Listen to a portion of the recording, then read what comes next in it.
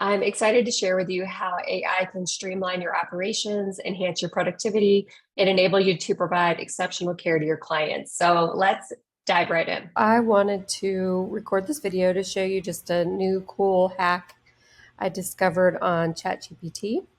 So you have to have the paid version to do this, but if you go to GPT-4 and then you go down to plugins right here, there are hundreds of plugins that you can use. So let me show you, just side note, hundreds of plugins you can use. This is just the popular ones, but all of them, if you go to the All tab, you can see that there's over 108 pages of plugins right here. So what I did is I got a contract from the insurance company that I'm credentialed with, and I did not want to read the whole contract. It's 97 pages long.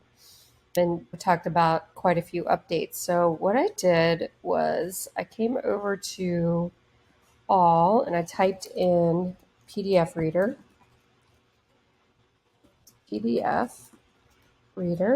and I ended up installing this one called Ask Your PDF. As you can see, it's installed.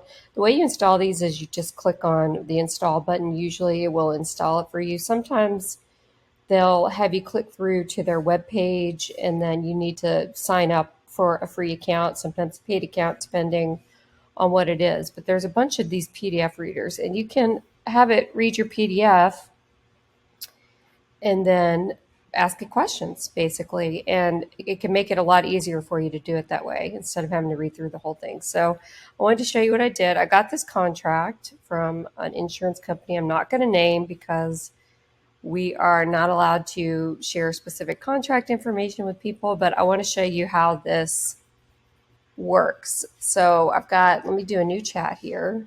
I'll show you this. Come over to Chat GPT 4 and then go to your plugins. And then right here, you can click the downward arrow right here and you can choose your plugins you want. You can choose up to 3 right now. So I've got Ask Your PDF, AI PDF, and let's see, Chat with PDF. You can do all of those. I think for these purposes, the one I wanted to show you actually is the Ask Your PDF. That's the one I ended up using. I tried a bunch of different ones, but this one really seemed to be the coolest one. So I'm going to say, let's see. Okay, so first what I did is I had my Adobe Reader give me a link for my PDF, my contract essentially that I downloaded, my insurance contract. And I just typed in this command, please read this and explain it to me like I'm a fifth grader. And then I put the link here. But I did run into a little problem, so I want to show you that. Here's the link, and then here's the answer I got back initially.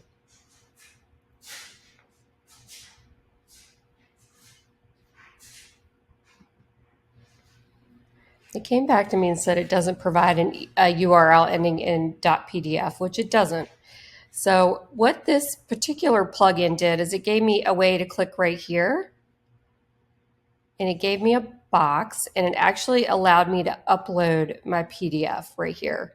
So I just went over and dragged and dropped it on my Mac and put it in here, and then it accepted it and gave me a link. And then when it gave me the link over here, it asked me to drop the link, which I did. So I put this right here, and I'm going to go block out these names so you can't see them. But basically it said, hey, here's the document you uploaded. It's the Virginia Provider Agreement from unnamed insurance company. And it says, and it's pretty long with 97 pages. It talks about a bunch of medical stuff like tests for COVID-19, surgical procedures, and how doctors get paid for different services. So for my purposes, it said, do you want to know about a specific part? So I said, okay, I'm a behavioral health provider. Can you let me know about those sections? So what it did is it went through and found all the sections on the PDF, gave me the page number, page 52, page 39, page 6, page 30, and let me know the particular parts that were applying to behavioral health providers, coordinated care, commercial PO for behavioral health analysis, ABA type stuff, psychiatric mental health nurse practitioners, anything pertaining to that, mental health counselors, and transitional care management. And then it says, hope that helps. Do you want me to dive in deeper in any of these? And I said, yes, please tell me more. And then it went into more in depth about Medicaid reimbursement, Medicare Advantage plans, and the rate of reimbursement for LPCs and LMFTs, behavior analysis professionals, and ABA type analysis. And then it talked about commercial fee plan schedule, limited fee schedule. It went into all that, more about the mental health practitioners and codes and payment rates for different codes, mental health counselors, and so on. So then I said, do you see anything about where the clinician needs to be located when providing services? Because this is a new thing that's happening with insurance companies, particularly important to me and people that are traveling therapists. Some of the insurance companies are starting to implement policies that you must be physically located in the state to see your client. So I wanted to find out if this contract talks about that at all. So I asked that question, and it says, hey, Kim, I don't see anything specific about that the clinician needs to be located somewhere when providing behavioral health services, which is great news. And then it says, would you like to know something else? And I said, have my reimbursement rates changed at all? And it says, hey, Kim, the document mentions reimbursement policy is constantly evolving, and so on. I talked about what pages you could go see more information about that. And I said, is there any information about location codes or modifiers? As a therapist that teaches other therapists how to bill insurance, I'm always trying to stay up to date with different modifiers and location codes. It gave me a summary of some modifiers that it talks about in the pages where it addresses these. Now, these really aren't of concern to me because they're about post-operative care, left side, right side of the body. So none of these apply to me at this time. And then I said, does it say anything about a 90834? And I'm asking that because prolonged services codes had been deleted at the beginning of the year, but the NASW just approved a negotiation that they have with some of the insurance companies where you can now bill two 90834s instead of the prolonged session codes to get a 90-minute session, particularly of importance to EMDR clinicians. I asked it, does it say anything about 90834? It says, hey, Kim, I don't see anything about the 90834 code. So no info on that specific code in terms of reimbursement rates or other details. Okay, and then I asked, is there any information about location codes? And it says, let's see, nope. It says there's nothing of importance about location codes or modifiers. I asked, are there any changes to any behavioral health procedure codes that I should be aware of? Let's see. And it did. It found something for that. And it said adjusted behavioral health contracts, mobile crisis response services, not relevant to me, but it might be to somebody that's using Chat GPT to summarize their contract. It doesn't really mention anything specific about codes like 90834 or anything like that. Okay. Is there any mention of behavioral health or telehealth services, which is also important as being a digital nomad? My whole practice is telehealth, so I want to know if the contract is changing anything about that. It searched, it said it didn't see anything about that. It covers various aspects of reimbursement rates for different goods and services, but telehealth isn't explicitly discussed, which is good for me. That means they're probably keeping it the way it is. And then I just said, is there anything else I'm not asking about that seems important? And it did summarize a couple of things for me. Let's see. Transitional care management, psychosocial needs, daily activities post-discharge from a hospital is a major change that the contract talks about. Not relevant to me, but I'm glad that it was able to find that information. And then I asked it to specify a little bit more, and it did. And then what would an outpatient, I said, would an outpatient therapist need to worry about this at all? And great question, Kim.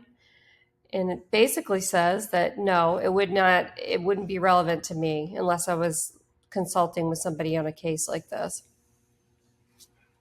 And is there anything about procedure codes for case management by an outpatient behavioral health provider? Because this is another hot topic, we're always trying to figure out how to bill for case management. It says, no, there's nothing about that, which was a bummer. Anything about virtual visits? Can you summarize this for me? Or I said, I see a section on virtual visits because I went over and looked at the contract just to see if it looked like it was missing anything that I was asking about. And it did give me a little bit of a summary here about virtual visits as described to a fifth grader. So that was helpful. And then does it say anything about what my rates are as a licensed clinical social worker? and it said I couldn't find anything. So I went over and looked, and the rates actually are listed in there.